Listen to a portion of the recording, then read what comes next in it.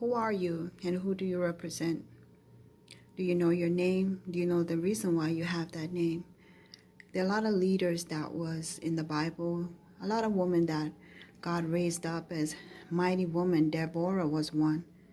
In this book that I'm reading, it speaks of Deborah's uncommon favor.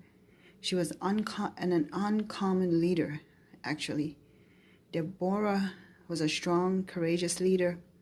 She served as a great example for women of color today.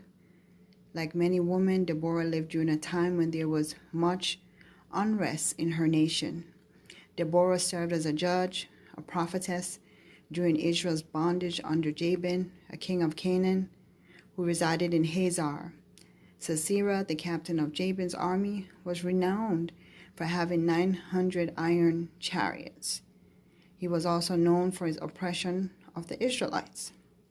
Deborah, however, which name means bee, simple bee, B-E-E, which is very appropriate. She gathered the people to her as honey, simple but appropriate. But her string was most fatal to her enemies.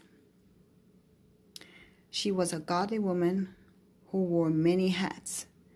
That a prophet she was, a poet, an encounter, a warrior, a wife, and a ruler.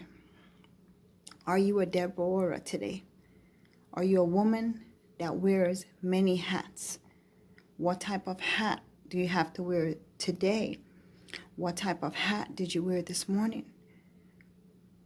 Are you a mother, a wife, an executive, a chancellor, a leader, a prophetess, a prophet of God? What type of hat do you have to wear? God chose Deborah to minister justice and to lead his people out of bondage into peace. Deborah was one of the several women distinguished in Scripture by her ability to discern the purposes of God. When God spoke to her, she took action. How many of us, when God speaks to us, we take action? Sometimes we don't. Sometimes we wait to see what's going to happen. Sometimes we fear because we cannot see what's happening on the other side. And if we can't see, our faith decreases. But how do you know? How many of you know without faith, it is impossible to please God? So you have to rely on your faith. God directed Deborah to speak to one who could deliver the Israelites from their enemies.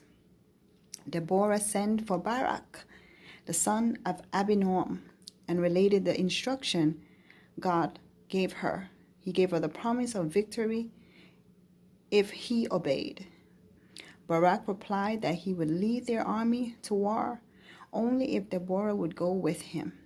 If she would not go, he would not go.